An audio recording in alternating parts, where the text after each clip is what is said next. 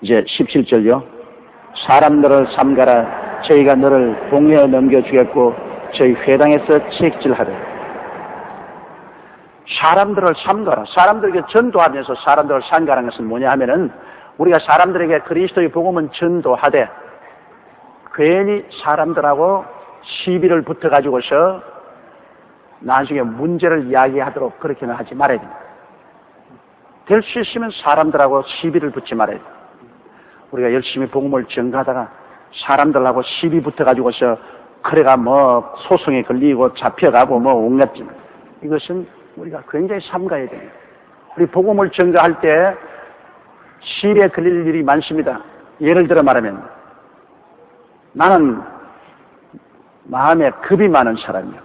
마음이 굉장히 약합니다. 최하실 목사님은 겁이 없는 분이에요.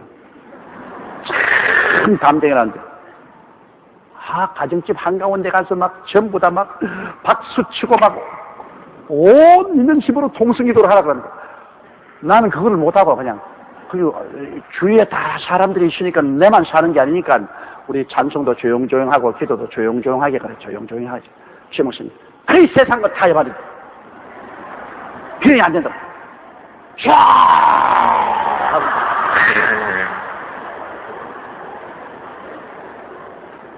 그 얼마 있다가 백차가 왔어. 백차가 경찰 백차가 오더니만 여기 목사 누구냐고 했는데 내가 나와라. 백차에 올라타라 그래. 시비에 걸려가지고서 말이지 안 타겠다 그러니까 타라고 말이지. 고함을 치고 말이지. 그래 이제 백차에 올라타고 주님 영광 위에서 백차에 올라타고 경찰서에 가서 적심에 넘겨져 가지고서 그 벌금 다 물고 그렇게 나왔다. 그래 그 다음부터 내 최하실 목사님 안 갈라 그래 내가. 또 적심에 넘어가지고 뭐 아무리 좀 타협해서 하자 해도 최 목사님은 그렇게 안 하는 거라.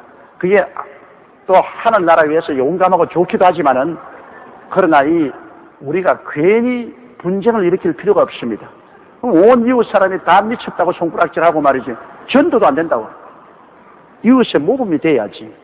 그러니까 여러분 이웃에서 예 볼 때 조용조용 찬송하고 기도도 그때는 조용조용하고 통성으로 기도하고 고함 치면 교회에 있고 기도문 있는데 왜 그래요? 요새는 기도 처소도 있고 하니까 거기 가서는 목 놓아서 하고 집에서는 우리만 사는 게 아니라 공동으로 다 이웃에 사는 것이니까 거기에는 사람들에게 회방이 안 되도록 해야 되는 시비거리를 하지 말아야 돼요. 그 예수 믿는 사람들이 그냥 경우에 없는 일을 해가지고서 시비에 걸려가지고서 오히려 하나님께 영광이 안 되는 일들이 많이 있습니다. 내가 한 번은 중앙청에 가서 그 문화공부부에 가려고 엘리베이터를 탔는데 엘리베이터에 사람이 많이 탔어요. 그 우리 타는데 가만히 한 사람이 예수당!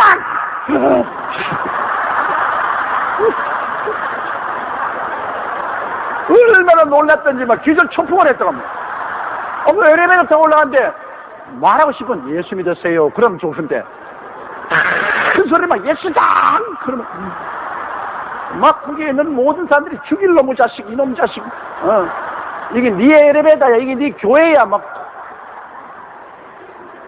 이래 놓으니까 이거 뭐 도무지 이제 그때부터 그 사람들이 전도할 수가 없어. 와, 나도 막 목사님이 어찌 부끄러운지 막 말도 못하겠어.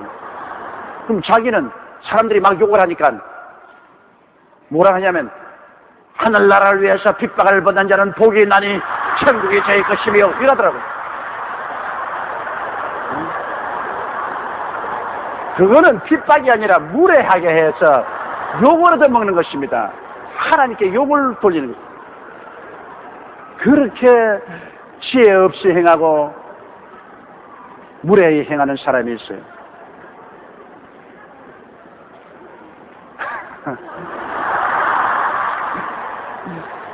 근데 요사이는 그런 사람들 없어서 참 좋아요. 옛날에는 버스 정류장에 가면 전도지 들고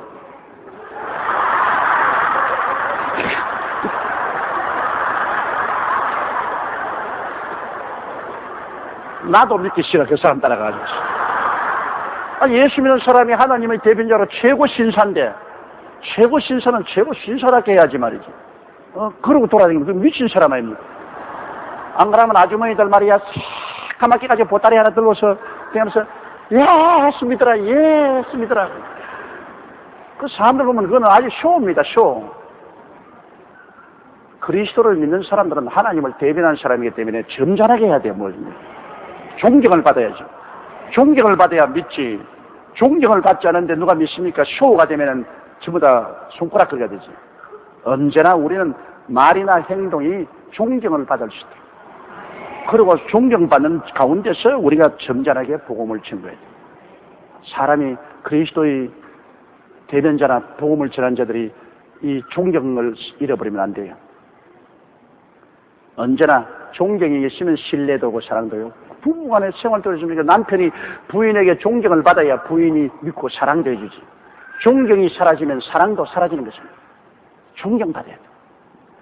그래 존경받는 사람이 전도하면 그 전도의 힘이 굉장히 있습니다. 능력이 있죠. 꼭 그런 것을 우리가 마음속에 생각하고 알아야 됩니다. 그러므로 사람들을 삼가하라는 것은 이 사람들 앞에서 그렇게 존경받지 못하고 지탄을 받을 일을 해가지고서 저희가 너희를 공에 넘겨주겠고 저희 회당에 책질하자. 그래 맞을 필요 없는데 고소당하고 책질당하고 즉심에 회부되고 그렇게 할 필요가 없는 것입니다. 18절요.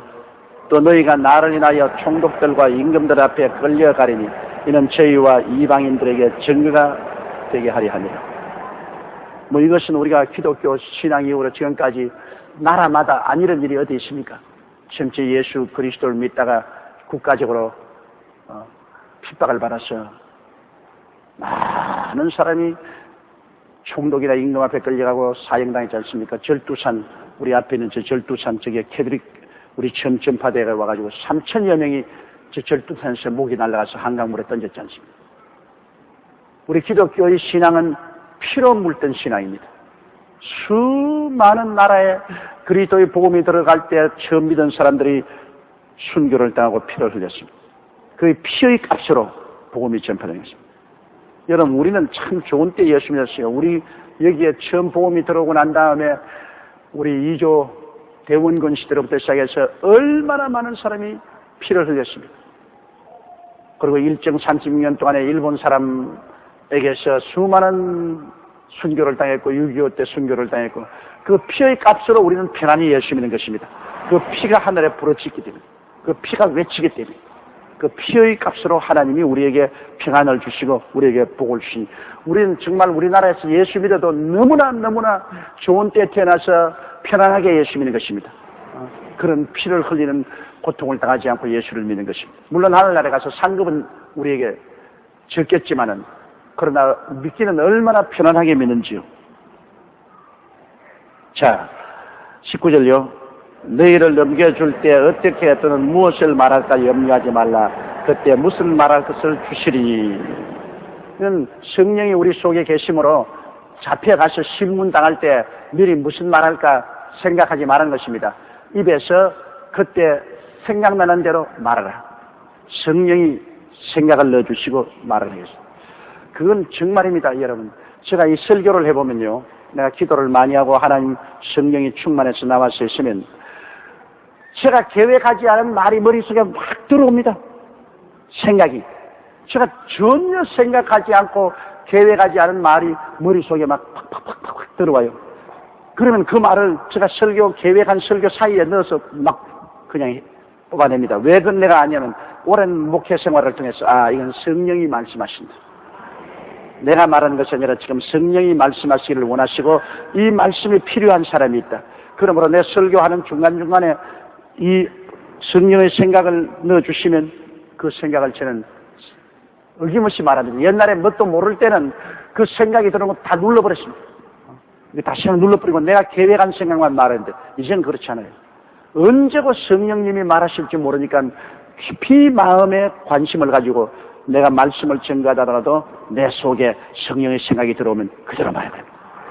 그대로 성령님이 마음대로 말하시고. 그러니까 성도들이 오늘 교회 가서 꼭 내 말을 하시더라. 주의 종이 꼭 내 가슴에 부딪히고 내 말을 한다. 그건 주의 종이 알아서 그런 거 아닙니다. 성령이 그 사람을 사랑해서 그때 주의 종의 입술을 통해서 말씀하는 것입니다. 이러므로 우리가 그리스도의 복음을 증거하다가 잡혀가서 핍박을 받을 때는 걱정하지 말라는 것입니다. 어떤 질문을 하더라도 그때 대답할 생각을 하나님이 머리에 주겠다. 하나님 성령이 주시는 생각, 위대한 하나님의 지혜로 주시는 말씀을 주겠다는 것입니다.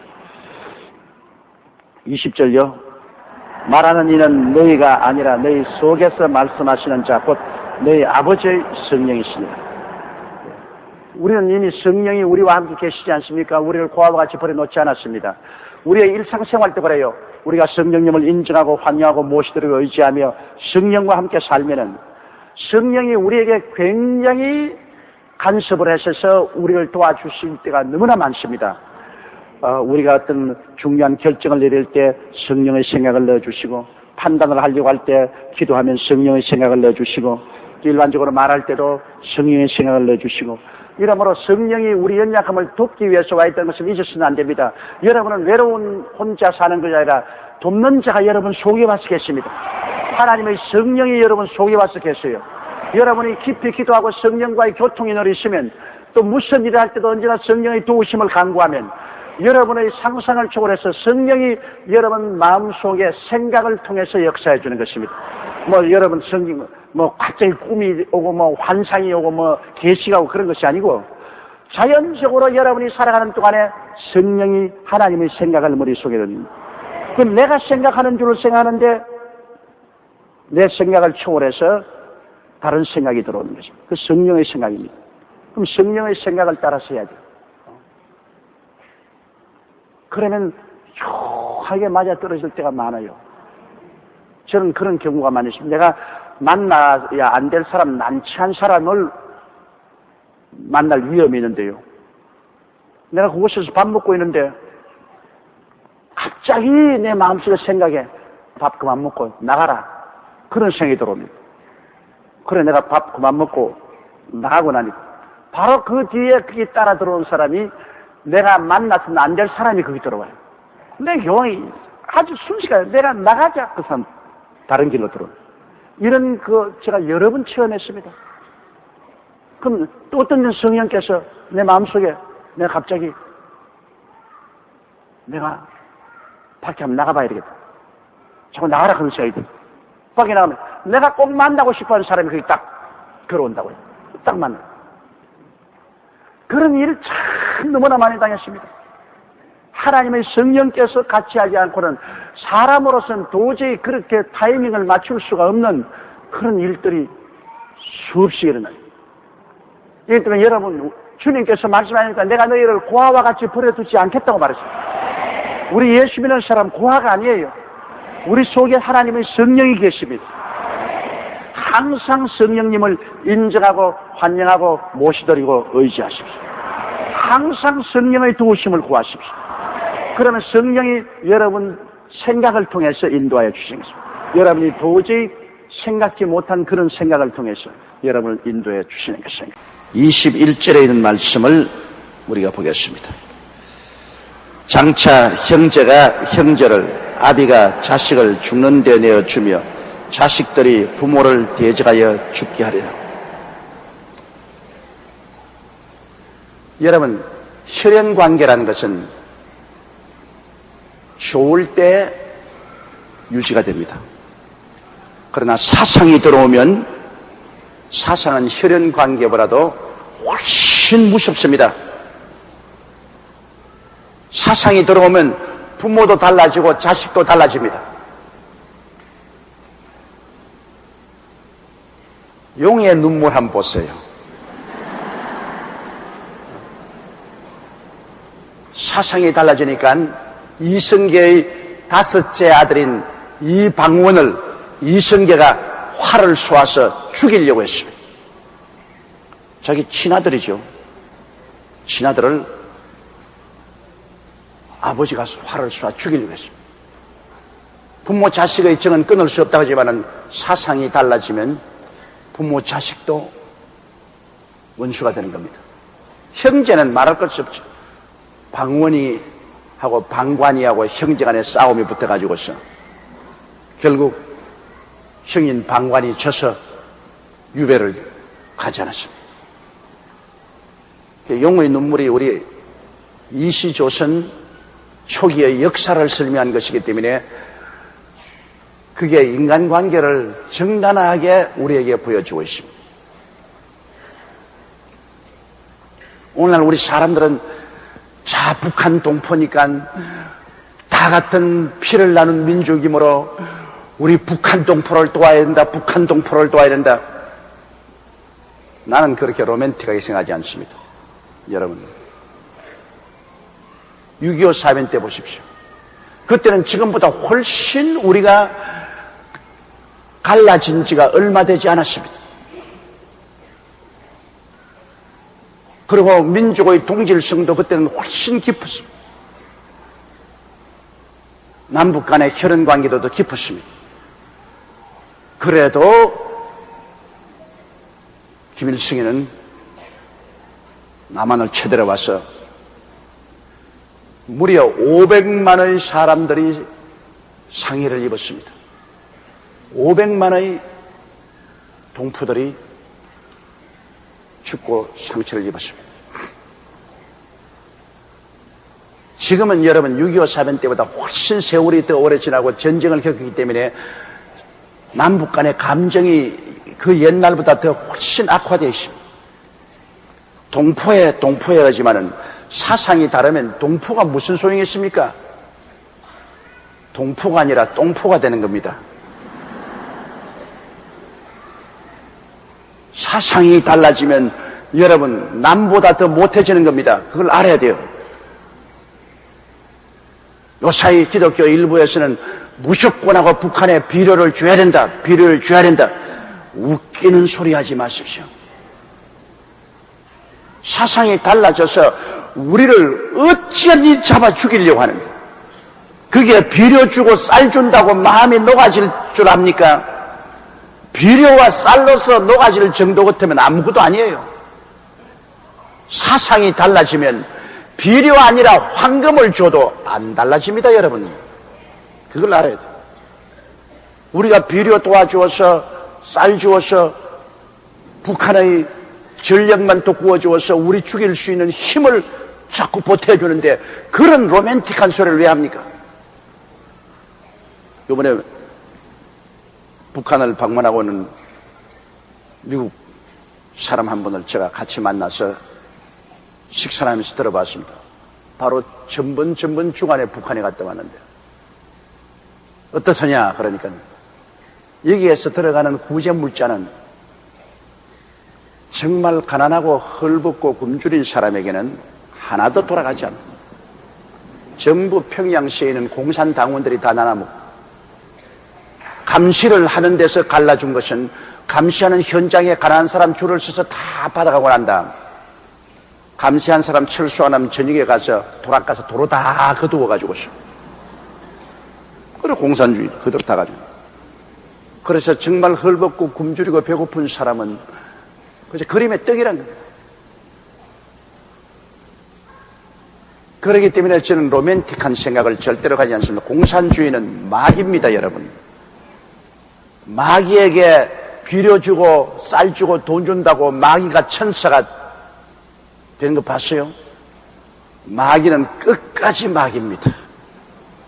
마귀는 어디에 오직 물어볼 거냐? 힘에만 물어볼 겁니다. 북한 공산정권 여러분, 절대로 우리가 쌀 주고 비료 준다고 해서 녹아지지 않습니다. 우리가 강해지면 우리에게 물어볼 겁니다. 우리가 강해지면 우리와 타협하려고 나오지. 우리가 약해지고 있는 이상은 절대로 소용없는 일입니다.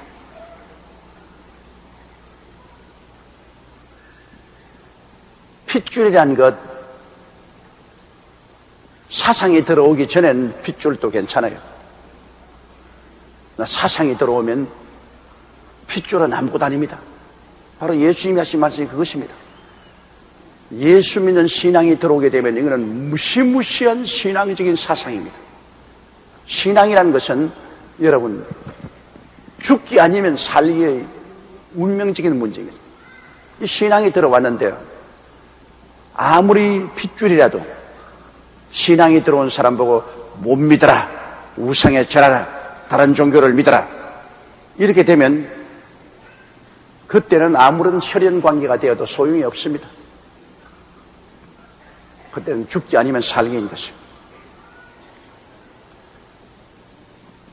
그러므로 예수 그리스도의 복음이 들어오면은 여러분, 형제가 형제를, 아비가 자식을 죽는 데 내어주며 자식들이 부모를 대적하여 죽게 하는 이러한 일도 일어납니다.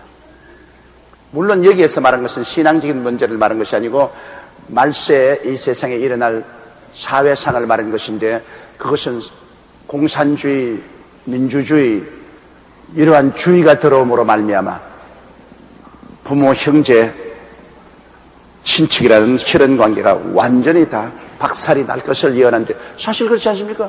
북한에는 아내가 남편을 고발해서 죽게 하고 남편이 아내를 고발해서 죽게 하는 일이 비일리지 않습니까? 근데 극동방송국에서 들은 이야기인데, 북한의 예수를 잘 믿는 남편이 열심히 기도하고 몰래 말씀 읽고 전도하는데 누가 고발을 했냐? 그 부인이 당국에 고발을 했습니다. 그래서 남편이 끌려가서 사형당했어요. 그러므로 북한에서는 부관에도 입 딱 다물고 있어야 돼요. 언제 남편이 부인을 고발할지, 부인이 남편을 고발할지 몰라. 공산주의 사회에서는 자식이 부모를 고발하면 영웅칭호를 받습니다. 부모가 반국가지겠다고 고발하면 영웅칭호를 받아요. 그러니까 부모를 고발한 자식들이 비일비재하게 생겨난단 말입니다. 이러므로 혈연이라는 것은 여러분 그렇게 두껍지가 않습니다. 인간의 핏줄이라는 것은 사상이 들어오면 핏줄은 쉽게 무너집니다. 정치적인 권력이 들어오면, 정치적인 투쟁에 끼어들면 부모가 자식을, 자식의 부모를 죽입니다. 형제간의 암투는 그거는 말할 필요 없는 것입니다. 그러므로 장차 형제가 형제를, 아비가 자식을 죽는 데 내어주며 자식들이 부모를 대적하여 죽게 하리라. 그다음 22절요. 또 너희가 내 이름을 인하여 모든 사람에게 미움을 받을 것이나 나중까지 견디는 자는 구원을 얻으리라. 예수 그리스도 이름 때문에 핍박을 받는 것, 지금 우리가 사는 이 시대에 우리 대한민국에서 복음을 믿은 사람은 정말로 행복한 줄 아십시오. 우리 한국엔 1200만의 기독교 신자가 있고 5만 교회 10만 성도가 있고 한국에는 기독교 문화가 정착해버렸습니다. 국민의 25%가 예수를 믿어 기독교 문화가 정착되어 버리기 때문에 지금 기독교를 공개적으로 핍박하지 못합니다. 1200만의 인구를 가진 기독교를 어떻게 핍박합니까? 우리는 벌써 기독교 학교로부터 시작해서 기독교 문화단체, 사회단체가 다 절비하게 깔려 있으며 기독교의 신앙사상으로 정치, 경제, 교육, 문화, 군사, 산업 모든 면에 뿌리 박혀 있습니다. 우리는 그러므로 이와 같은 가혹한 핍박 없이 편안하게 살죠. 그러나 북한에 보십시오.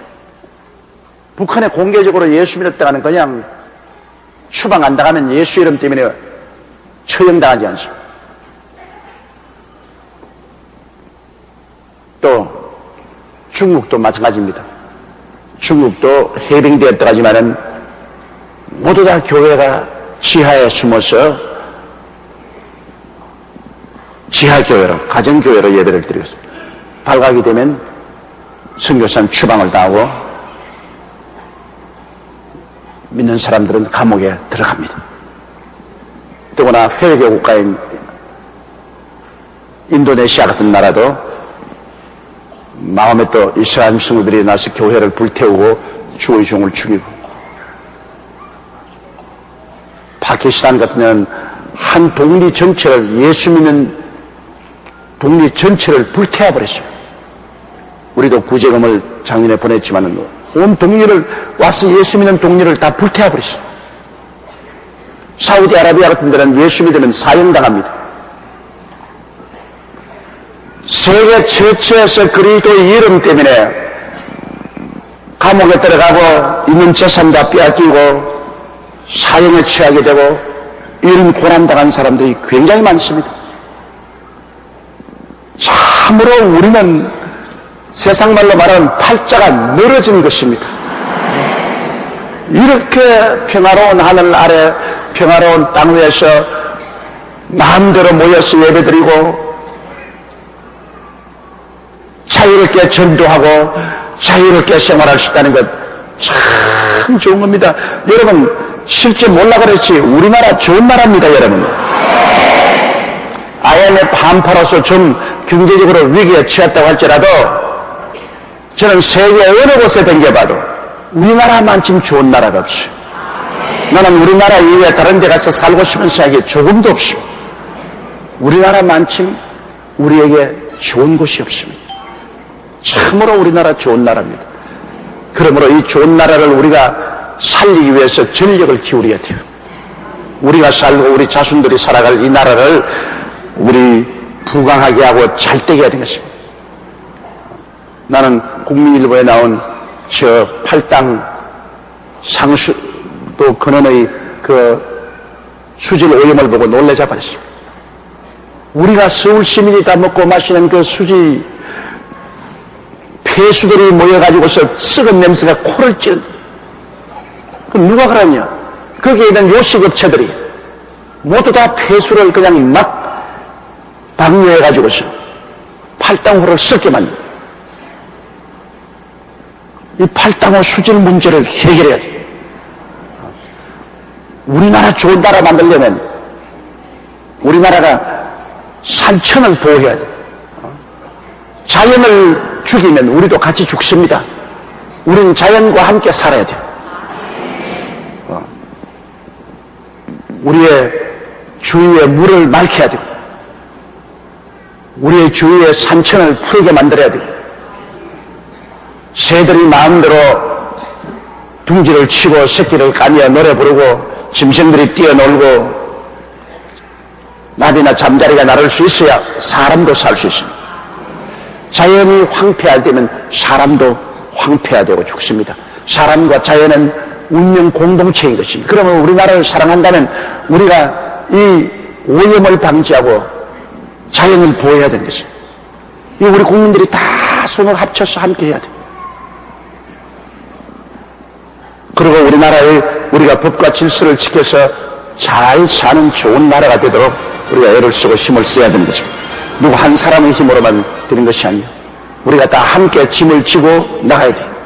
이 어려운 IMF 산하에서 김대중 대통령 혼자만 짐을 걸머쥐고 나가도록 해서는 안 됩니다. 그 할아버지를 우리가 도와줘야 돼요.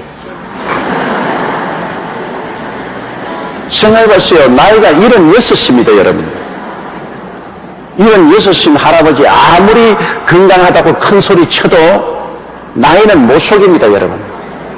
여러분 텔레비에 나와서 당신 몸을 보고 너는 병들 권리도 없고 의무도 없다 그렇게 명령을 한다고 하는데 말은 그렇게 하지만 몸이 들어줘야 말을 하지. 쓰시면 대통령 끝마치게 되면 80살이 됩니다. 그런 연로한 어른 혼자서 이 무지무지하게 어려운 짐을 짊어지고 가도록 우리가 내버려 놓으면 안 됩니다. 우리 국민이 함께 짐을 걸머쥐어야 돼요. 더구나 우리 교회가 열심히 기도하고 함께 짐을 걸머쥐어서 이 나라를 IMF 통치에서 벗어나게 하고 이 좌절과 절망에서 나와서 다시 우뚝 선 나라를 만들어야 됩니다.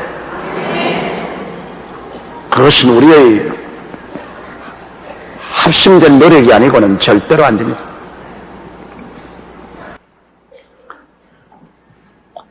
그 다음 23절요. 이 동네에서 너희를 핍박하던 저 동네로 피하라. 내가 진실로 너희에게 이르노니 이스라엘의 모든 동네를 다 다니지 못하여서 인자가 오리라. 예수님은 자원에서 순교하라고 말하지 않았습니다. 이 동네에서 핍박하거든 저 동네로 도망을 치고, 저 동네에서 핍박하던 저 동네로 도망을 치고 도망 시작을 했습니다. 가만히 앉아서 자원에서 순교당하는 그런 용감한 사람이 되라고는 말하지 않았었습니다. 어찌할 수 없이 잡혀서 순교당하게 되면 그건 순교당해야지. 그러나 그의 자원에서 순교하려고 하지 말은 거죠. 살아서 자꾸 복음을 전하고야지 죽어버리면 어떻게 합니까? 살아서 이 동네에서 저 동네로, 저 동네에서 또 이 동네로 가면서 복음을 전해야 돼요. 그렇고 우리 예수 믿는 사람이 괜히 쓸데없이 핍박을 받을 일을 해서는 안 돼요. 법과 질서를 지키는 가운데 모든 사람에게 존경을 받으면서 복음을 전거해야지. 상식에 어긋난 짓을 해가지고서 핍박을 받으면서 나는 예수 믿음으로 핍박을 받는다. 그런 소리 하지 말아야 돼. 다 자는데 삼일부에 다 떨어지게 새벽기도 안 하고 집에서 주여! 주여! 고함을 주여! 온 이웃 동문이가 다 놀라 깨어나고 막 경찰에 신고해서 경찰에 띄우고 그건 난 예수를 믿음으로 핍박을 받습니다.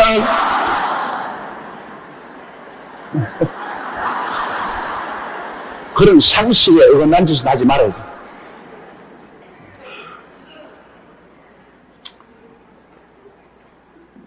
우리는 안 믿는 세계 속에서도 두려워 살기 때문에 존경을 받고 인정을 받으면서 복음을 증거해 복음이 잘 들어가는 거예요.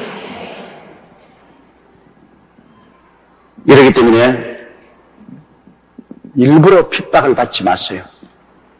일부러 자원에서 순교하지 마세요. 그거 주님 뜻이 아닙니다. 이 동네에서 핍박하면 저 동네로 가고 저 동네에서 핍박하면 이 동네로 피하고 또 우리가 살아가는 데서 있어서 그리스도의 복음을 전가하는데 법에 부딪히지 말고 할 수 있으면 사람들과 쓸데없이 우리 부딪히지 말고 다 화평한 가운데서 복음을 전할 수 있도록 우리가 노력해야 되는 것입니다. 이 성경 말하기를 이스라엘의 모든 동네를 다 다니지 못해 인자가 오래는데 이스라엘 땅 손바닥만한데 그 다 다니지 못해서 주님이 오신다면은 벌써 왔게요. 이게 주님 말하는 것은 영적 이스라엘을 의미하는 것입니다. 온 세계에 주님이 영적으로 택해놓은 이스라엘 딱 끝까지 복음이 전파되면 주님이 오시겠다는 것을 말하는 것입니다. 여기는 이스라엘의 모든 동네는 육신적인 이스라엘에게보다도 영적인 이스라엘, 즉 여러분과 나 하나님의 택한 영적인 백성들을 구하기 위해서 딱 끝까지 복음이 다 전파되어야 되는데 그것이 다 이루어지지 주님이 오실 것이라고 말씀이 주님 오실 날이 며칠 가까웠죠. 24절로 제자가 그 선생보다 또는 종이 그 상년보다 높지 못하나니 그 뻔함이라니까. 제자가 선생보다 또는 종이 상년보다 높지 못한 것은 사실입니다. 제자가 선생보다 높으면 선생에 배울 필요가 없죠. 선생이 무엇을 받아도 제자보다 나으니까 그 선생에 배우려고 제자가 따라다니고, 그리고 종이야 상견보다 낫죠. 종이 상견이 될 수 없잖아요. 상견이 시키는 대로 해야 되지 않아요. 요사이는 선생과 제자의 관계가 옛날과 같이 못하고 많이 무너졌습니다. 옛날에는 선생의 그림자도 밟지 않는다고 선생을 존경했는데, 요사이는 선생은 돈 주고 고용한 고용인에 불과한 것입니다. 이 자본주의 사회 속에서는 선생이라는 것이 이제는 월급쟁이로 전락해버리고 선생에 대한 정신적인 그러한 도덕적인 존경심이 땅에 떨어지고 말하는 것인데, 선생이 또 선생답지 못하게 하기 때문에 그렇습니다. 초등학교로부터 시작해서 선생의 촌지를 구하고 이러기 때문에 선생의 가치가 땅에 떨어집니다. 선생이 지적으로나 도덕적으로 존경을 받게 되면 제자들이 그 선생의 모습을 닮으려고 합니다. 그러나 요사이 제자들이 선생의 모습을 닮으려고 하는 사람 별로 없습니다. 그러나 제자가 선생보다 또는 종이 그 상전보다 높지 못하나니 25절요. 제자가 그 선생 같고 종이 그 상전 같으면 조가르다. 집 주인을 발설하려 하였거든 하물며 그 집 사람들이야. 분명히 선생과 제자는 차이가 있고 종과 주인은 차이가 있는데, 자, 제자가 선생처럼 대접을 받고 종이 상전처럼 대접을 받으면 그로서 아주 만족하다. 그 이상 바랄 게 뭐냐? 제자가 선생처럼 대접을 받고 종이 상전처럼 대접받으면 그 얼마나 지위가 높아진 것이 아니겠는가? 그렇다면 좋은 일에만 제자가 선생처럼 대접받고 종이 상전처럼 대접받는 게 아니라 핍박도 그와 똑같이 받는다는 것입니다. 제자가 선생처럼 되었으면 선생에게 하는 핍박을 제자도 받게 되고, 종이 주인처럼 되었으면 주인이 받는 핍박을 종도 받게 된다는 것입니다. 그러므로 그 주인된 예수 그리스도, 선생된 예수, 주인된 예수님을 보고 바알세불, 즉 그 당시 유대민족에서 말하는 마귀의 왕입니다. 사탄의 왕. 그를 바알세불이 집혔다. 바알세불이 잡혔다. 그렇게 말을 하거든 하물며 제자들 보고서 너희들도 바알세불을 집혔다. 종들 보고서 너희는 바알세불을 집혔다 하면 당연한 거 아니겠는가? 왜 우리 보고서 바알세불을 집혔다느냐? 저는 고향한 만해야 되느냐? 그럴 필요가 없는 것은, 왜냐하면 우리 선생 보고 바알세불에 집혔다고 그러고 우리 주인인 주님 보고 바알세불에 집혔다고 하는 것 때문에 우리 제자들과 종들이야 어떻게 그런 취급을 안 받겠냐? 그런 취급을 안 받는다면 우리는 참 제자도 못 되고 참 종도 못 되지 않느냐? 그러므로 주님이 이렇게 격려하는 것은 너희 보고 바알세불에 집혔다고 말하는 제자가 선생처럼 대접을 받고 종이 상전처럼 대접받는 그런 위치로 사람들이 인정을 하고 있다는 것을 알라는 것입니다. 그러므로 슬프게 생각하지 말고 오히려 기쁘게 생각해라. 너희 보고는 너는 상관없다. 너는 바알세불에 상관없다. 종 보고 너는 상관없다. 너는 괜찮아. 너희 주인이 그렇지. 내 선생이 그렇지 너는 안 그렇다 이러면 그런 진짜로 예수 그리스도의 제자나 종이 되었다고 볼 수 없습니다. 예수 그리스도의 참 제자면 정말 그리스도와 하나가 되었다면 예수님을 보고 바알세불에 집혔다면 말할 필요 없이 그 제자나 종 보고도 바알세불에 집혔다고 할 것이니 예수님과 똑같이 취급을 받는 것입니다. 예수 그리스도와 똑같이 취급받는 것으로 영광스럽게 생각하고 기쁘게 생각하는 것입니다. 원래는 똑같이 취급을 받지 않는데 차별이 있지만은 오늘날 핍박받을 때 똑같은 취급을 받음으로 그리스도와 같이 되었다는 것을 생각하고 기쁘게 생각하라. 그 말씀인 것입니다. 오늘 여러분도 그렇습니다. 여러분 예수님도 핍박 안 하면 여러분은 예수님과 똑같은 사람이 아니라는 것입니다. 여러분이 예수 믿고 그리스도의 참 제자가 되고 그리스도를 상전을 모시면 그 때문에 예수 때문에 핍박을 받으면 야, 나 예수가 똑같이 취급하는 주구나. 예수님 핍박하듯이 나를 핍박하는 예수님과 나를 똑같이 대접해 주는구나. 그리스도 이름으로 똑같이 대접받는 것을 기쁘게 생각하는 것입니다. 예수님은 핍박하고 여러분은 핍박 안 하면 여러분은 그건 가짜입니다. 그건 똑같이 취급을 안 받으니까 가짜인 것입니다. 26절요. 그런즉 저희를 두려워하지 말라. 감추인 것이 드러나지 않을 것이 없고 숨은 것이 알려지지 않을 것이 없느니라. 그러므로 비난하는 사람을 두려워하지 말는 것입니다. 감추인 것이 드러나지 않을 것이 없고 숨은 것이 알려지지 않을 것이 없다는 말은 이 땅에 사는 동안에 다 드러난다는 것은 아닙니다. 사람이 이 땅에서 감추는 것이 많습니다. 우리도 보면 미국 사태에 빠진 살인 사건이라든지 강도 사건이라든지 상해 사건 같은 건 많습니다. 아무리 경찰력을 동원해서 찾고 차에도 찾지 못하고 나중에는 그 사건이 미해결채 사라져가 버린 사건들이 많습니다. 이 땅에서 미움이 되어 사라졌다고 해서 영원히 사라지는 건 아닙니다. 하나님은 다 보고 계신 것입니다. 심판의 날에 주님 앞에 하나도 감추지 못합니다. 그리고 하나도 숨길 수 없습니다.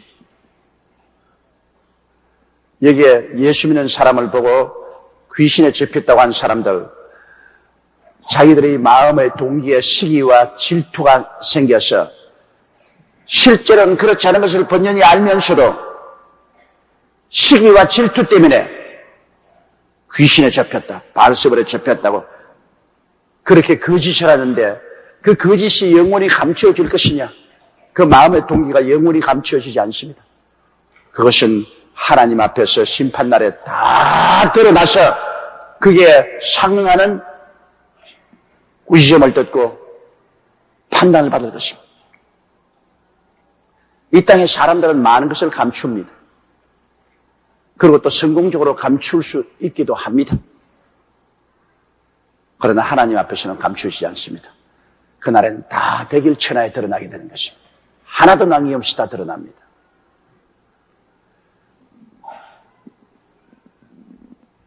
한 사람 한 사람이 주님 앞에 서게 되면 자기 속에 있던 것 자기가 스스로 다 입으로 말합니다. 여러분, 우리가 하는 것 요사이 테이프 레코더로 우리 음성도 다 기록하지요. 우리의 모든 행위도 비디오로 찍어놓으면 그대로 다 재현이 되는 것입니다. 그 우리의 이 두뇌 조직 속에, 우리의 인격 속에 우리가 평생에 살아오면서 말한 것, 생각한 것, 행동한 것이 하나도 없이 다 녹화되어 있는 것입니다. 하나님 앞에서 하나님께서 딱 스위치 누르면 우리가 줄줄줄줄줄줄 말 다 하는 겁니다. 뭐 아무리 감출 수 없어 자기 속에 녹음되고 녹화된 사실을 다 스스로 입으로 고백하는 것입니다. 예수님의 보혈로 씻지 않은 것은 다 고백이 되는 것입니다. 그러나 예수님 보혈로 씻어버린 것은 녹음에는 녹화가 지어져 버린 것입니다. 아무리 녹화된 것이라도 예수 그리스도의 보혈로 씻으면 지어져 버려요. 하나님도 기억지 아니하시는 것입니다. 그 보혈의 힘이 그렇게 큰 것입니다. 우리가 회개하고 예수 그리스도의 보혈로 씻으면 우리에게 있는 모든 죄나 우리의 모든 잘못이나 모든 것이 다 깨끗이 지어져 버려서 깨끗해요.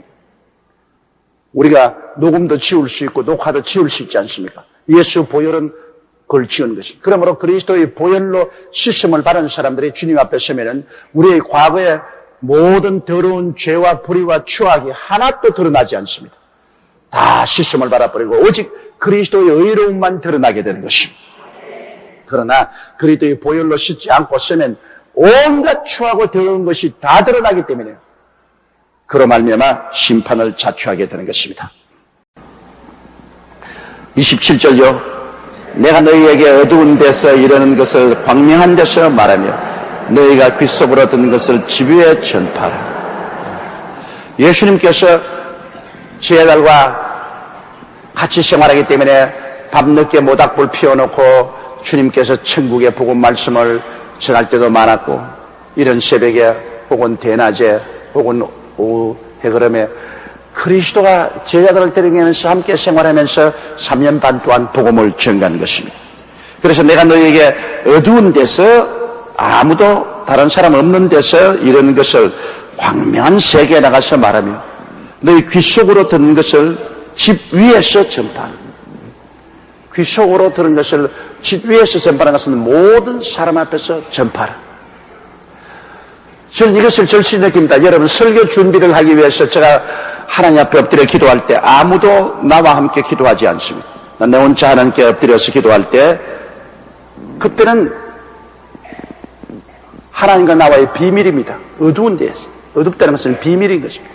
하나님과 나 사이의 비밀로서 기도할 때 하나님이 제게 말씀을 주십니다.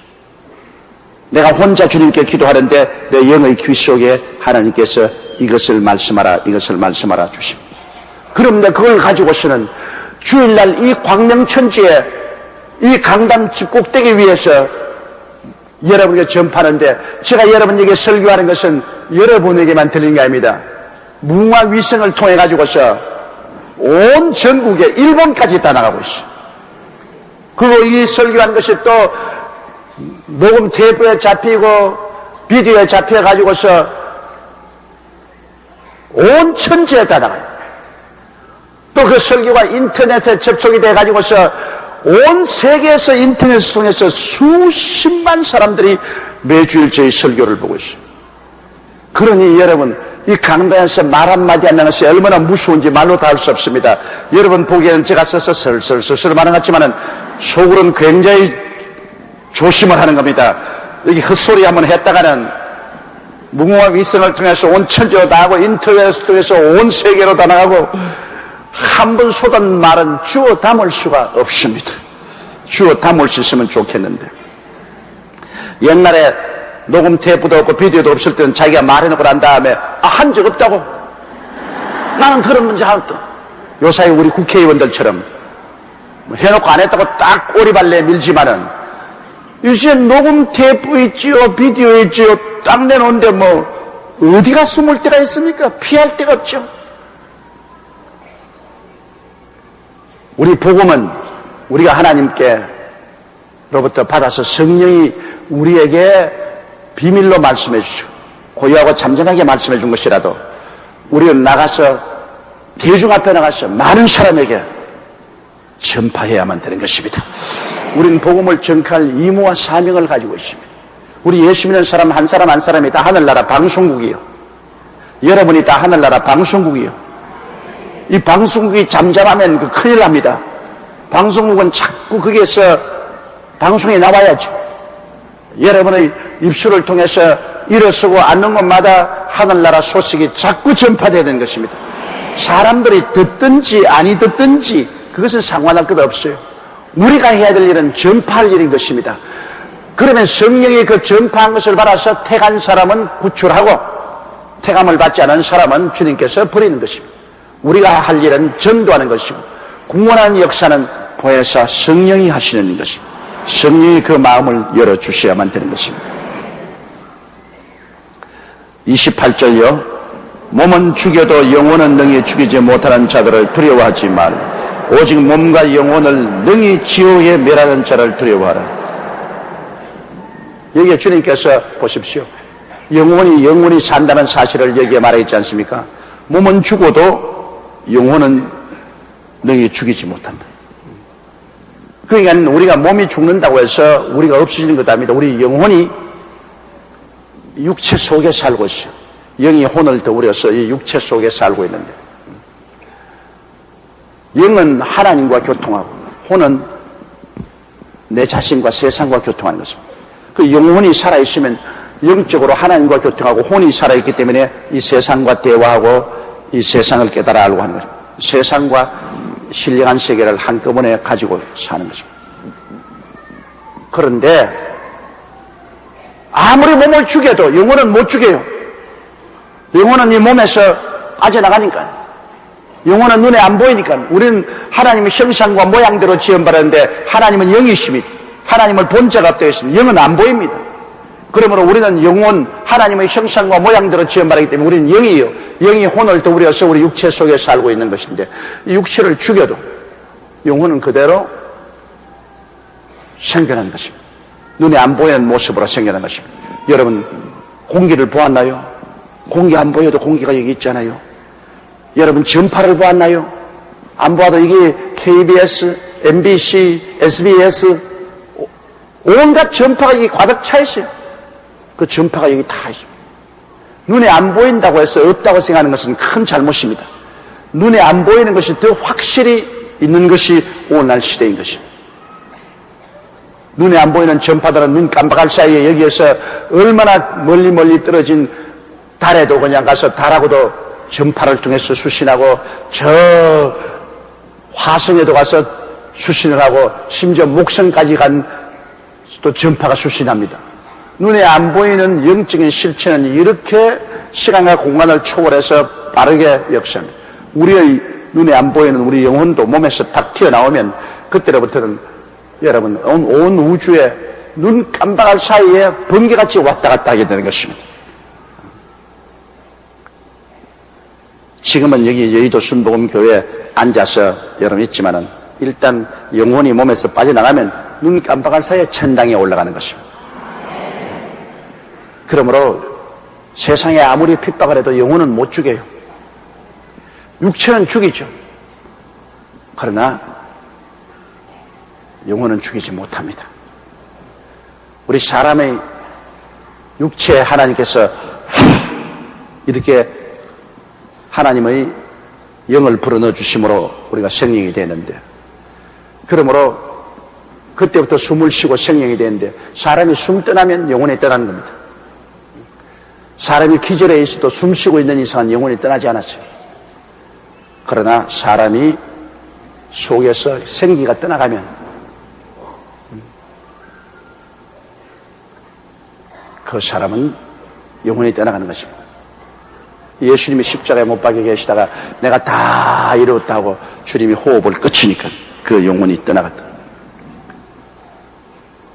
그러므로 우리 성서적으로 볼 때는 사람이 숨쉬고 있을 동안에는 그 영혼이 그 몸에 붙어 있어요. 그러나 호흡이 끊어지면 그 영혼은 떠나가 버리고 마는 것입니다. 이러므로 몸은 죽여도 영혼은 능히 죽이지 못하는 자를 두려워하지 말고 몸과 영혼을 능히 지옥에 멸하시는 자를 두려워하라. 이거 정말 무서운 것은 몸도 죽고 영혼이 지옥으로 떨어진다. 하나님이 없는 영원한 구렁텅이로 떨어진다. 지옥은 우리가 상상하는 것보다 훨씬 더 무서울 것입니다. 성경에는 지옥은 모든 사람이 소금치듯 함을 당하리라 그렇게 말했는데, 여러분 소금치는 것 참 괴롭습니다. 우리가 시골에서 가을이 되면은 논에 가서 미꾸라지를 잡아옵니다. 가을 논에 가서 통발을 대고서 물을 뽑아가 미꾸라지를 잔뜩 잡으면 그 미꾸라지를 여러분 시골에서는 그걸 잘 요리하면 얼마나 맛이 있고 또 영양 보충이 되는지 몰라요. 근데 내가 미꾸라지 그 요리하는 것, 우리 할머니나 어머님이 미꾸라지 요리하는 걸 늘 보니까 미꾸라지를 소쿠리에 담아놓으면 막 뛰고야 하는, 그러면 호박잎 있지 않습니까? 호박잎을 떼와가지고 싹싹싹 문질러요. 그럼 못해 미끌미끌한 이런 것은 호박잎이 거칠거칠하니까 그게 다 떨어져 나와요. 호박잎으로 싹 문지르는. 그 다음에 소금을 딱 쳐버려요. 뭐 미꾸라지가 뛰는데 이건 뭐 말로 다 할 수 없어. 뭐. 말하자면 호박잎으로 문지르다가 소금을 쳤으니 얼마나 아프겠습니까? 막 뛰더라고요. 그러면 그것을 뜨거운 물에 집어넣어버려요. 그럼 뜨거운 물에서 삶아가지고 그 다음 그걸 막 경상도식으로는 전부 갈아가지고서 국물을 내라. 그 국물을 가지고서 쓰레기 아닌 시래기를 집어넣어가지고서, 그래서 거기에 뭐 파도 썰어 넣고 마늘도 넣고 후초도 넣고 여러 가지 해가지고서 끓여 놓으면 아주 맛이 일품인 것입니다. 내가 어릴 때 우리가 미꾸라지를 가져와서 동리 사람들 함께 먹고 아침에 일어나는데 우리 이웃집에 있는 같이 학교 다니는 사람이 하는 말이면 어제 미꾸라지를 먹더니 아침에 세수를 하는데 얼굴에 기름이 쫙 미꾸라지 먹었다고 무슨 기름이 흐르겠습니까? 그러나 그때는 너무 굶었기 때문에 1년 내내 가봐야 비린내 나는 칼치 한 마리 못 얻어먹을 때니까 그 미꾸라지 먹고 난 다음에 세수하니까 얼굴에 기름이 쫙쫙 흐르더라고요. 그런 어려운 세대를 우리가 과거에는 살아왔었습니다. 그러나 성경을 하는 지옥에는 모든 사람에게 소금치다리라 하는 그 말만 보면 나는 미꾸라지 생각이 나는 거죠. 사람들이 전부 다 막 소금치에서 팔딱팔딱팔딱팔딱팔딱 지옥에 있으면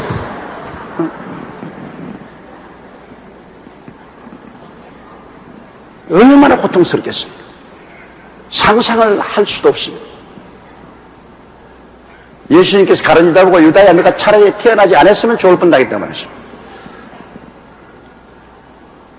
지옥 갈 바에 안 태어난 것이 훨씬 낫죠. 태어나가지고서 지옥 가서 그 영원한 고통을 당할 것을 생각해보면 몸서리가 치지 않습니까? 정말로 여러분 예수 믿은 것 잘했다고요. 잘했다. 너무너무 잘한 거예요. 지금은 심상하게 생각되지만은 나중에 그날이 다가오면 여러분 얼마나 예수 믿은 것 잘한 것이고 하나님께 감사한 일이고 얼마나 무시무시하고 두려운 운명을 피했다는 것을 그때 알게 될 것입니다. 29절요. 참새 2마리가 한 아사리온에 팔리는 것이 아니냐. 그러나 너희 아버지께서 허락지 아니하시면 그 하나라도 땅에 떨어지지 아니하느냐. 왜 참새 2마리가 한 아사리온에 팔리느냐.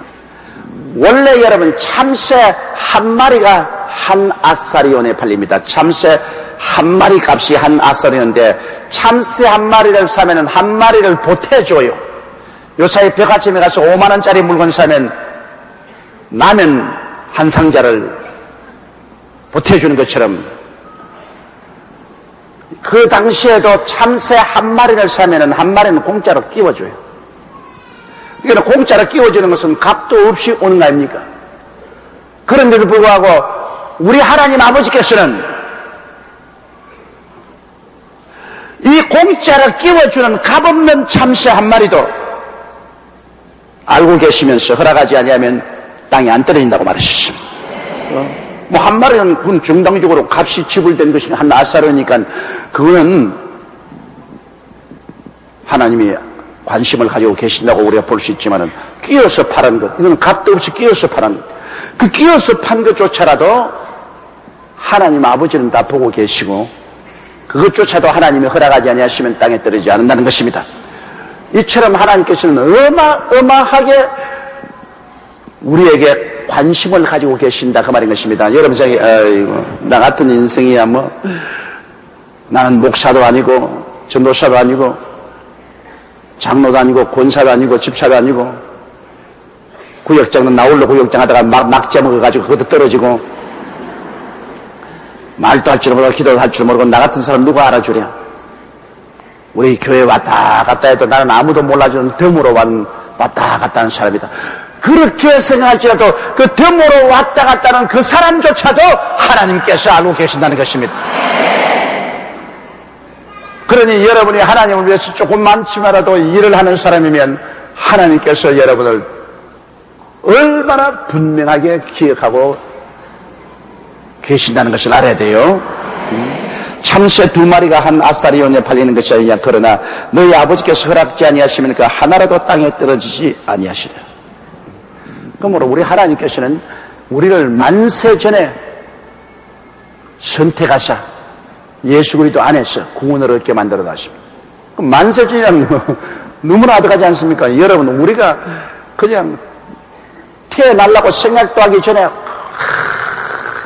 무한 옛날에 해도 달도 별도 생기지 아니하고 하늘도 땅도 생기지 않은 그 무한 옛날에 이미 하나님께서는 여러분과 나를 다 보고 아시고 예수 안에서 선택을 했으니 하나님의 지혜의 높고 깊음이요 상상할 수가 없는 것입니다. 여러분, 얼마나 하나님의 지혜와 지식의 깊음이 크십니까? 너무너무 기가 막혀서 하나님을 생각하면 기절할 지경입니다.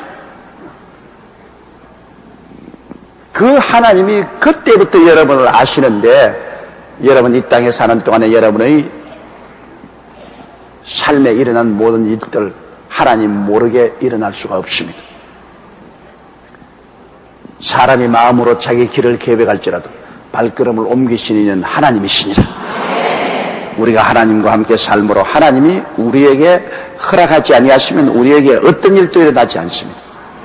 그러므로 우리에게 좋은 일만 일어날 때 감사할 뿐 아니라 우리가 상상할 수 없는 불행한 일이 일어나도 하나님께 감사해야 됩니다. 왜? 하나님은 우리를 사랑하시고 먼 눈으로 보시기 때문에 우리에게 이익되게 해주시지 우리에게 손해되게 해주냐는 것입니다. 죽음을 두고도 감사해야 돼요. 죽음을 두고도 하나님이 뜻이 계시기 때문에 현재는 너무나 슬프고 고통스럽고 괴롭지만은 먼 장래 지나고 나면 감사해야 될 것입니다. 제가 목회하면서 가장 입장이 곤란하고 괴로운 것은 자녀의 죽음입니다. 교회 잘 나오고 예수 잘 믿는 자녀가 휴가 갔다가 물에 빠져 죽고 교통사고로 죽었다. 부모님들이 땅을 치고 제가 그 열받아가면 내 옷자락을 잡고서 목사님 이런 일이 있습니까? 하나님이 우리를 버리셨습니까? 어떻게 이렇게 예수 잘 믿고 효성스럽던 자식이 이렇게 죽었습니까? 우리가 볼 때는 하나님이 너무나 무관심하고 무인정하게 생각이 되지만은 성경에 보면 하나님께서는 의인이 죽는 것은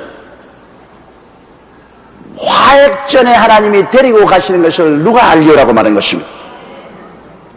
그럼 그 자녀가 그대로 자랐으면 어느 날에 와서 그 인생에 인간이 상상할 수 없는 사건이 생겨서 타락해버리고 영혼을 잃어버리고 영원한 멸망으로 들어가야 할 처지에 있을 때 하나님은 지금 예수 잘 믿고 좋을 때 미리 거두어 가는 것입니다.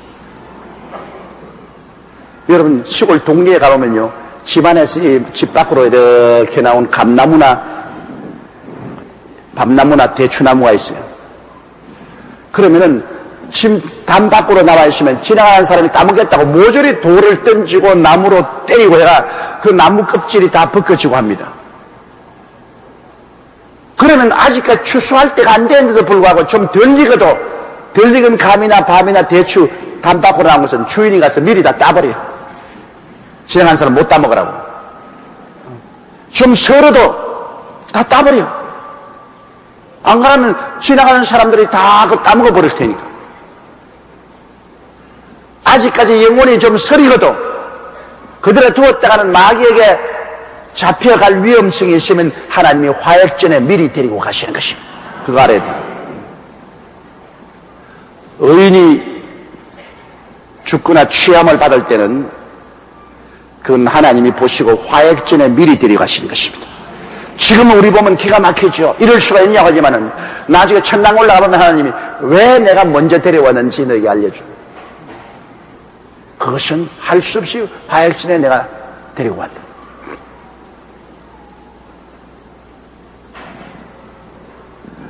나는 이번에 펜사콜라에 갔을 때 우리 교회에서 20년 동안 같이 선교 생활을 한 존 허스턴 목사님 부부하고 만나서 식사도 같이 하고 새로운 교제를 많이 하고 내가 또 이 40주년 기념에 초청도 했습니다만 그 부인 맥심 허스턴 여사의 체험담을 들어보면 참 재미있는 체험이죠. 그 존 허스턴 목사님이 하신학교를 졸업하고 막 갓 결혼해서 교회를 개척하는데 너무나 힘이 들어가지고서 참으로 그 부부간에 열심히 기도하고 애쓰고 기도하다가 하루는 그 부인이 입신을 해버렸습니다. 그 부인은 하는 말이 자기가 죽는 줄 알았다는 거예요.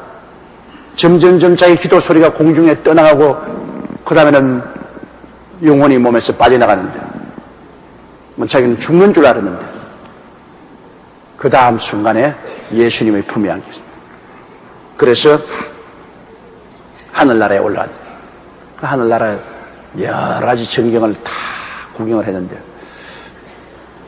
거기 한 사람이 또 오더니만 인사를 하더라고요.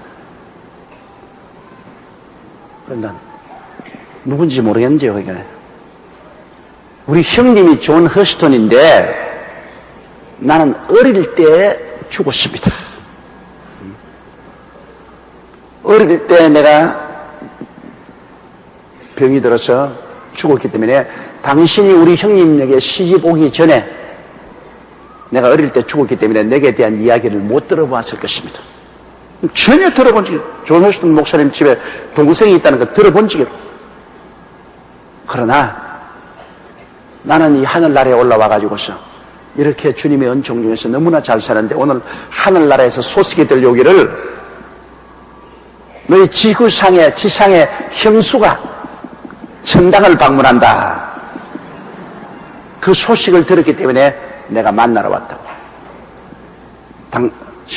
당신은 세상으로 돌아갈 것이냐 돌아가거들랑 우리 형님에게 한번 물어보라고. 혹시 가족 중에 어릴 때 죽은 사람이 있는가 물어보라고. 틀림없이 어린 아기로서 동생이 태어났다가 죽었다는 것을 알려준 것이죠. 그래서 입신에서 깨어나자마자 존 허스턴 목사님 보고, 여보, 당신 동생이 하나 있었냐? 아, 있었지만 뭐 갓난 애기 말이야. 핏덩어리로 태어났다가 막 그냥 아파가지고 죽었는데 왜 그래? 그러니까 그 핏덩어리가 아니고 하늘나라 올라가니까 아주 건장한 천사처럼 돼가지고서 나에게 인사하러 왔는데 당신 동생이라고 그랬대. 지상에 내려가다가 한번 물어보라고. 허스턴 목사님 동생이 있으냐고. 그 보세요, 여러분. 이 지상에서 그냥 죽었다고 해서 그게 의미 없이 죽는 것이 아닙니다. 하나님이 구원한 사람은 영원한 하늘나라에 보존하기 위해서 그를 불러들여가는 것입니다. 이러므로 우리의 자녀들이 일찌감치 부모 앞에 세상을 떠는 것은 참으로 괴로운 것입니다. 자식이 죽으면 부모의 가슴에 파묻는다 그러지 않습니까? 그런 애틋함과 고통을 가져오지만은, 그러나 화액전에 데려가는 것이니, 오히려 나중에 예수 안 믿고 타락해 가지고서 지옥에 떨어질 때, 그때 부모가 마음에 당하는 그 괴로움보다는 일찌감치 육신으로 좀 괴롭지만은 천당으로 하나님이 거두어 가주시는 것만 해도 오히려 감사하게 생각해야 되는 것입니다. 그러므로 하나님이 하시는 일을 우리가 어떻게 알겠습니까? 만세전에 우리를 알고 태가는 그 하나님의 지혜와 지식을 가지고서 우리를 다스리고 경영하시는 하나님, 그 하나님이 하시는 일을 우리가 어떻게 알겠습니까? 우리는 무조건 하고, 좋을 때는 좋아서 좋고, 나쁜 것은 좋게 만들 것이 좋고, 그저 항상 기뻐하고 쉬지 말고 기도하고 범사에 감사하는 삶을 살아야 되는 것입니다. 좋을 때 감사하는 것은 다 할 수 있어요. 그러나 내게 어렵고 고통스럽고 괴로울 때 눈물을 흘리면서 감사할 수 있으면 그건 참 위대한 신앙인 것입니다. 참으로 좋은 신앙인 것입니다. 우리가 잊지 말아야 될 것은 언제나 감사로 제사를 드립니다. 감사로 제사를 드린 자